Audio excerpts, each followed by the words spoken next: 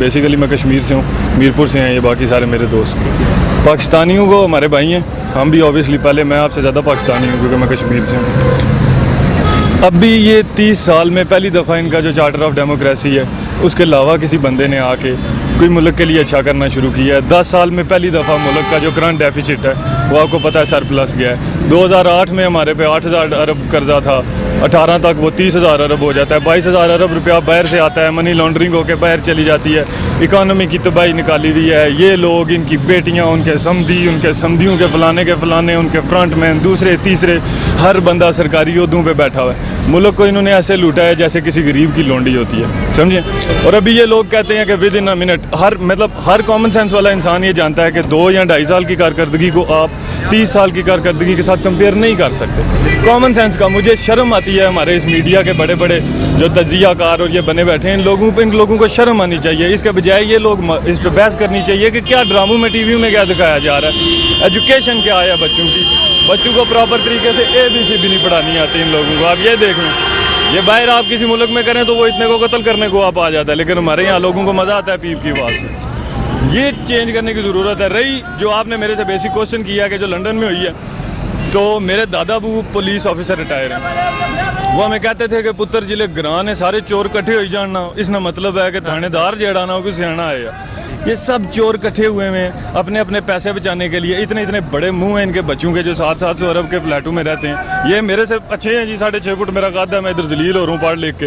वो 2-2 साल में अरबपति बन जाते हैं। ये सारा कुछ इन्होंने इधर मुल्क से लूटा है। और जो खत्म नबूवत की शिक से इन्होंने खेला है, मौलाना रिजवी साहब के हम सपोर्टर नहीं है क्योंकि एक्सट्रीमिस्ट नहीं है हम, मतलब इस्लाम एक्सट्रीमिज़म का आपको नहीं कहता, लेकिन कोई एक सिंगल सियासतदान, कोई तजियाकार, कोई पॉलिटिशियन, कोई बंदा उस जितना पढ़ा लिखा नहीं। अगर आप उसको इस्लामिक हवाले से देखें, शरिया हवाले से देखें, अल्लामा इकबाल की पोइट्री से देखें या अपने इस्लाम से देखें। तो कहने का मतलब ये है कि ये जो लोग जिन्होंने कल लंदन में मीटिंग की है, ये कहते थे कि हम इधर से नहीं जाएंगे। ये वो शहर हैं जिनकी आप पूछ लिया, इनके पीछे नहीं रही, समझे। इनके जितने चोर चक्के थे इन्होंने वानू में बिठा दिए। ये आबद शेर अली देख लें आप, राना सनाउल्लाह, मंशियात फरोश, इन्होंने वानू में बिठा दिया। वो आबद रजा एक वो बदमाश है। ये इस तरह के जितने बदमाश कलाशनकोफ वाले थे ये सारे वानू में बिठा दिए। जो जाहिल लोग थे वो इन्होंने पुलिसों में भर्ती कर दिए। प्रॉपर तरीके से इस सिस्टम को इन्होंने एक इन्फेस्टेड तरीके से इनको कैप्चर किया हुआ था। तो ये जो तब्दीली होती है ना, नथिंग एंड्योर्स बट चेंज। दुनिया में सिर्फ तब्दीली रहनी है, उसके अलावा कुछ भी नहीं रहना। हर कुछ चेंज हो जाए। एक दिन आएगा कि हो सकता है हमारा ये कम्युनिकेशन का सेटअप भी चेंज हो जाए। So nothing endures but change, सिर्फ तब्दीली रहेगी और ये तब्दील होगा, आप देखेंगे इंशाल्लाह। इमरान खान के हम साथ हैं। हार शायद तब्दीली जो है ना, मैं अपने आप को चेंज करना चाहता हूँ ना, तो मुझे थोड़ा सा ना तंग होना पड़ेगा, समझिए। अपने कंफर्ट जोन से बाहर आना पड़ता है आपको। तो ये पाकिस्तान अभी अपने कंफर्ट जोन से बाहर ही निकल रहा है, तो थोड़े तंग होंगे, चीज़ें महंगी होंगी। हर बंदा आता है, ये बुर्दगान की मिसाल देता है। आपको पता है लीरा और डॉलर का क्या चल रहा था। उन लोगों ने डॉलर को जलाया सिर्फ इसलिए कि अपने पैसे की। जब तक मैं अपने पैसे की कदर नहीं करूँगा कुछ भी नहीं करेगा। हमारे जो माल वाले लोग थे उन्होंने डॉलर खरीद लिया पैसे कमाने के लिए।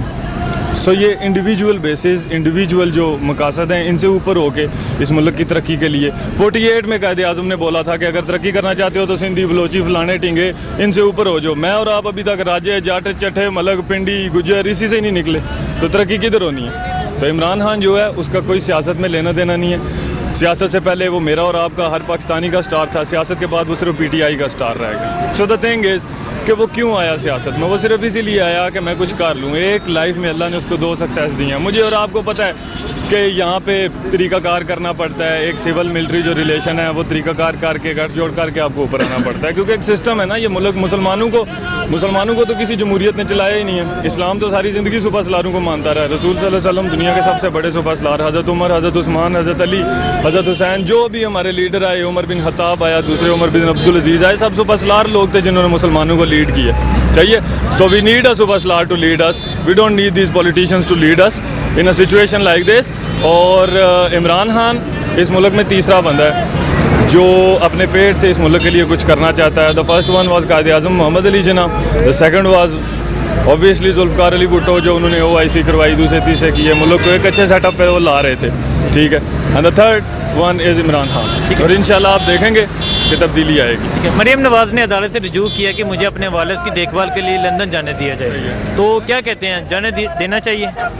सर देखें, पहली तो बात ये है कि मरियम साहिबा ये कहती थी कि वालिद साहब उनके यहाँ से जाएंगे ही नहीं बाहर। अब अगर मैं एक सिंपल शहरी हूँ, मुझे मेरे भाई बिला वजह कोई थाने में नहीं बंद करवा सकता। आप 3 टाइम प्राइम मिनिस्टर रहे हैं, मुल्क ने सबसे ज़्यादा आपको मौका दिया है हिदमत करने का। आपने कुछ ना कुछ चोरी की है तो आप जेल में गए हैं। और ये जो मोहतरमा है ये कहती थी कि मेरी लंदन में क्या पाकिस्तान में भी कोई प्रॉपर्टी नहीं है। तो बीबी मेकअप जो है वो डेली 1.5 लाख का करती हैं। इधर ये जो मेट्रो और ये सारा कुछ आप देख रहे हैं, इन्हीं रोडों के नीचे मेरे साथ चले, मैं आपको बताता हूँ बच्चे पैदा हो रहे हैं, भूखे मार रहे हैं, खुदा की कसम रोटी नहीं किसी की पूरी होती। लानत है इन लोगों पे जो ये कहते हैं कि ये मेट्रो देख के मैं उसको वोट दूंगा। इसी मेट्रो पे इलाज कराता अपना, इसी मोटरवे के ऊपर अपना इलाज उन्होंने क्यों नहीं करवाया?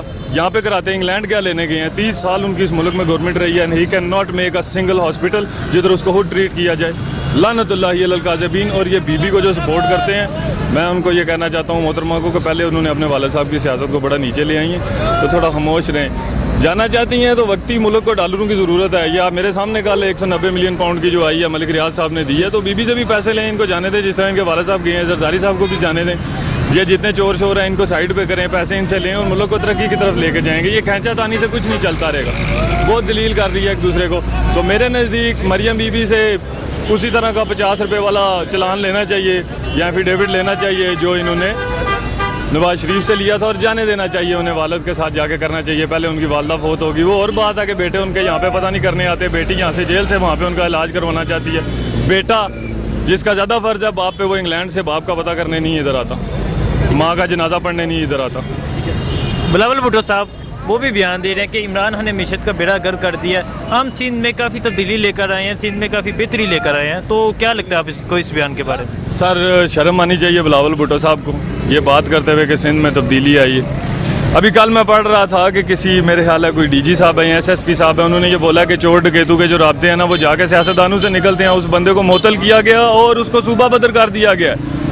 एक बंदा जो सारी ज़िंदगी पढ़ाई करके एक मुकाबले का इम्तिहान क्लियर करके इस मुल्क में एक सिस्टम में ब्यूरोक्रेसी में आता है, उसके अपोजिशन वो लोग बनते हैं जो 10वीं फेल सियासतदान लोग हैं, पैसा लगा के वोट चुन के आके उसकी किस्मत का वो फैसला करते हैं। बिलावल साहब को मैं ये कहना चाहता हूँ सर कि आपके वालिद, आपके नाना, आपकी वालदा सब की हुकूमत रही है सिंध में। जाके थर में कभी आप देखें क्या हो रहा है, दूसरी तीसरी जगहों पे देख लें। नवाज शरीफ आसफ अली जरदारी से 100 गुना बेटर है। बस द डिफरेंस इज़ कि नवाज शरीफ ने चोरी की, उन्हें छुपानी नहीं आई, और जरदारी साहब जो हैं वो प्रोफेशनल चोर हैं। समझे, जरदारी द थिंग इज़ के जर मतलब पैसा, दारी उसको इकट्ठा करने वाला। तो ये पैसे को इकट्ठे करने वाले लोग हैं, ठीक है, और उनको तरीक़ाकार से इकट्ठा किया है। उसने ऊँटनी का दूध भैंस को पिलाया, भैंस का बकरी को पिलाया और बकरी का खुद पी लिया।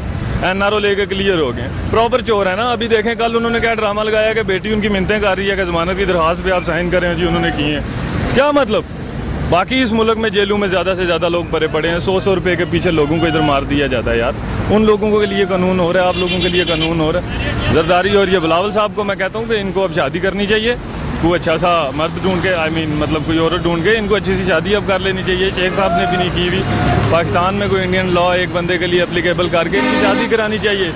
अभी आप देख सकते हैं उनके क्या हालात हैं, उनकी पार्टी के क्या हालात हैं। सबसे ज़्यादा चोरी उन्होंने की है, बता के उन्होंने की है। कभी डॉक्टर आसम आ जाता है 365 अरब रुपये का, कभी जनाब इनके बेनामी अकाउंटों की स्टोरी आ रही है, कभी किसी को सरेआम मार दिया जाता है कराची में। कराची को इन्होंने फिल्मों का वो जो है फिल्मों में जिस तरह बताते हैं ना, वो यहाँ जैसे मुंबई उन्होंने बताया होता है भाईगिरी, सियासत और ये और ये और ये और ये, और ये बिल्कुल ये जेन्युइन पाकिस्तान में ये कुछ होता रहा है। ये लोग ये कुछ करते आए हैं, ये गॉड फादर्स हैं, लिटरली ये गॉड फादर्स हैं। यहाँ पे इन लोगों को देखें, इंग्लैंड में आप लोगों को देखें, इनको ये ऐसे फिर रहे होते हैं जैसे नॉर्मल ये बाबा जी जा रहे हैं, समझिए। इसी तरह शहबाज शरीफ जा रहा था। हमारे लोगों में पता नहीं क्या इन लोगों को देखने का शौक है या क्या इन लोगों ने किया हुआ है। चोरी करके मशहूर हुए हैं। एक अगले दिन इधर दाढ़ी वाले मौलाना साहब आए थे इतना बड़ा पेट लेके, उनको शर्म आनी चाहिए। मैं कश्मीरी हूँ, मैं उनको कहता हूँ हमारी बहनों की उधर इसमत जरी हो रही है यार। ये डंडा बरदार फौज लेके कभी बॉर्डर पे आओ, हम जाते हैं आपके साथ चकोठी से पार। आप इधर आए हो सीटों के लिए। ठीक है सर, शुक्रिया। अस्सलाम वालेकुम। वालेकुम अस्सलाम। जी आप बताइए, मुस्लिम लीग नून ने नए इंतखाबात का मुतालबा कर दिया और इन तब्दीली का भी उन्होंने मुतालबा किया, तो इसके हवाले से क्या कहते हैं? बिस्मिल्लाहिर्रहमानिर्रहीम। सबसे पहले तो मैं ये कहना चाहता हूँ कि नून लीग वालों को जब से देखा जा रहा है, जब भी इनके हक़ में कोई फ़ैसला आता है, जब भी ये केस कहीं भी होता है, हाई कोर्ट में आता है, सुप्रीम कोर्ट में आता है, इनके हक़ में आता है, तो ये कहते हैं अदलिया वाले बहुत अच्छे हैं, अदलिया आज़ाद है, इस तरह की बातें करते हैं। और जब इनके ख़िलाफ़ कोई फ़ैसला आता है तो ये कहते हैं कि अदलिया सही नहीं है। जैसा कि अभी जो बॉन्ड जमा कराने के लिए कहा गया था नवाज़ शरीफ साहब को, तो उन्होंने नहीं जमा करवाया। तो फिर वो अदालत गए, उनके ख़िलाफ़ केस किया, तो वो केस में तो चलो उनकी बचत हो गई है। तो अभी वो कहने लगे हैं कि अदालत अच्छी है, ये है। तो इलेक्शन भी जब होते हैं, जब इन्होंने देखा है कि हम अब हार चुके हैं, तो उन्होंने शोर शुरू कर दिया है कि दांधली हो गई है। तो ऐसी कोई मेरे ख्याल में बात है नहीं है कि नए इलेक्शन का इंतखाबात का कहा जाए। ठीक है, अस्सलाम वालेकुम। जी आप बताइए, मुस्लिम लीग नून ने नए इंतखाबात का मुतालबा किया है और उन्होंने ये मुतालबा किया कि इन तब्दीली होनी चाहिए, इसके हवाले से क्या कहते हैं?